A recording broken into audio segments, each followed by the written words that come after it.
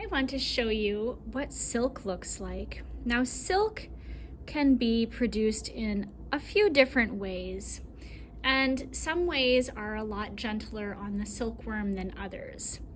A lot of times when people harvest silk, they're trying to get so much silk at once that they do end up killing the silkworms, which is very unfortunate. And that method involves boiling a whole bunch of cocoons in a pot and getting a little bit of fiber from each one, from this whole thing, and then sort of pulling on all of them at once and twisting them into yarn. That's the way that silk production goes in places where they're trying to produce a lot of silk all at once. You can also get silk in what's called a silk hankie. When you make a silk hankie, you can let the silkworm crawl out of the cocoon. It would be the moth at that point. You can let the moth emerge from the cocoon, and then you can boil the cocoon,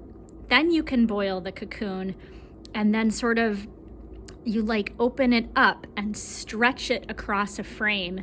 And when you stack it up, one on top of another like this, you get a silk hankie like this one. Now, this is not a handkerchief. You can see that this is, it's pretty furry, it's pretty fuzzy thing. This is a method that it can be done with, it can be harvested without killing the silkworm. So I want to talk more about this because it's just a little nicer to think about that way. So when you get a silk hankie like this, the way that you turn it into something usable is there are lots of layers to this. Can you see all those layers? Well, each layer is one cocoon of a silkworm. And as I'm touching this, my hands are, I think they must be pretty soft right now, but I can kind of, there's times where it gets a little stuck. Like right now I've got one stuck. Do you see that? How it kind of gets stuck on me. But I can sort of pull away. If I'm gonna really work with silk, I would want to really lotion up my hands well first. I'm trying to find a good layer here to pull off. This hankie has been kind of wadded up and it hasn't been taken care of very well. It was given to me and it's a little bit of a mess, but I'm gonna see if I can pull something off of it here. Pull off one layer to work with.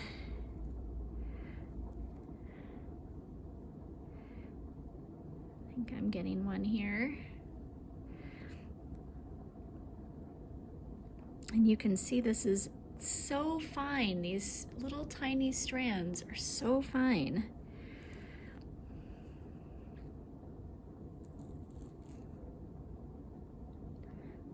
I'm gonna have to help it let go.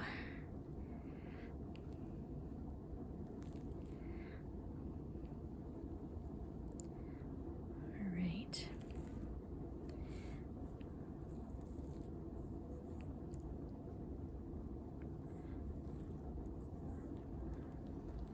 All right, so I've gotten off one layer of this silk hankie. Look at how thin that is. That's all just one silkworm cocoon. It is really sticking to my fingers now. See, every time I'm trying to move away and it's just stuck to me. It's not really sticky, it's just that it grabs on and it won't let go. So the way that I want to work with this is to kind of find about the middle of it and poke a little hole in it. And then I can sort of pull that apart very gently. Oof, it's not as easy as I thought it was going to be. You have to really pull hard on it. These fibers on the silk, it's really all one fiber. It's one strand.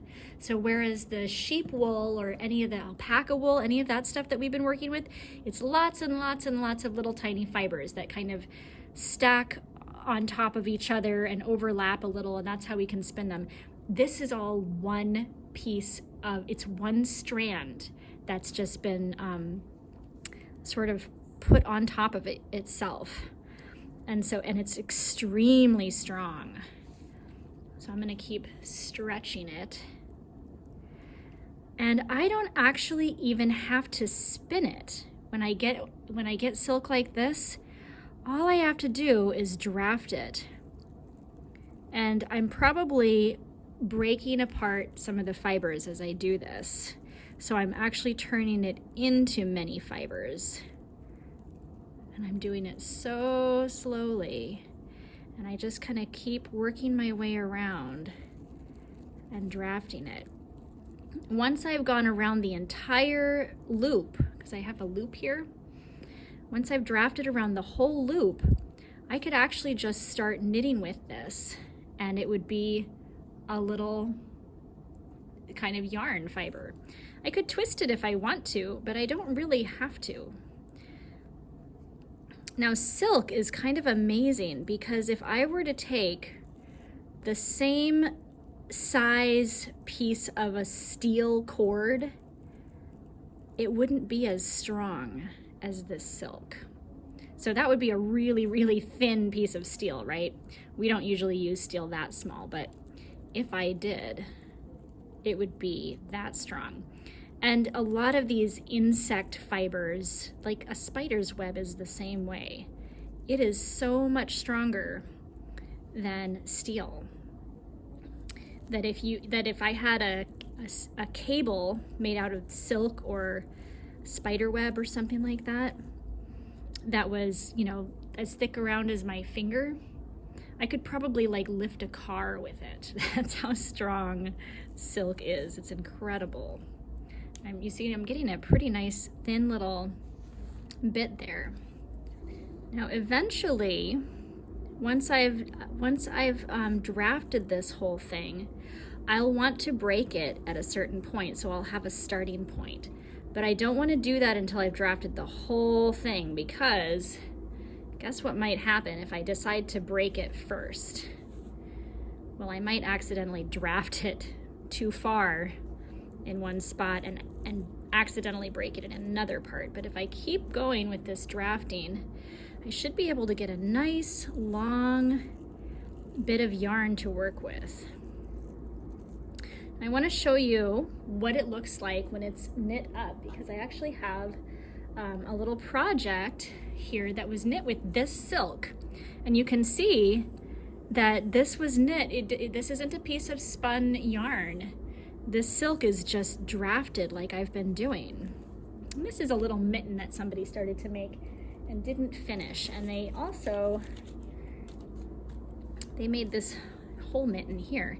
But again, you can see that these the ends that are coming out, they never wove in their ends. My friend made this and she never wove in her ends. And so you can see that she actually was not knitting with spun twisted yarn.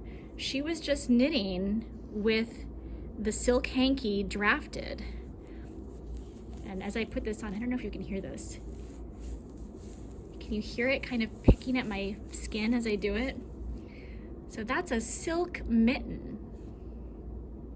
And silk is actually quite warm, but it's also pretty cool. It's kind of a really nice fiber that it is whatever you need it to be, sort of.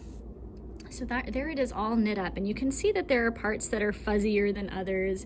There are parts where the yarn is thicker and parts where it's thinner, and people just love that. So if you're worried about your yarn being lumpy that you're spinning, don't worry about that. People pay extra for yarn like that.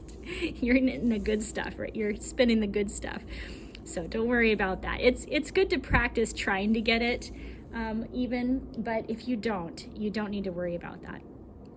So someday I hope to, maybe when we're back in person sometime, we can work with a little bit of silk like this, because it's pretty cool and it's pretty fun to try drafting it.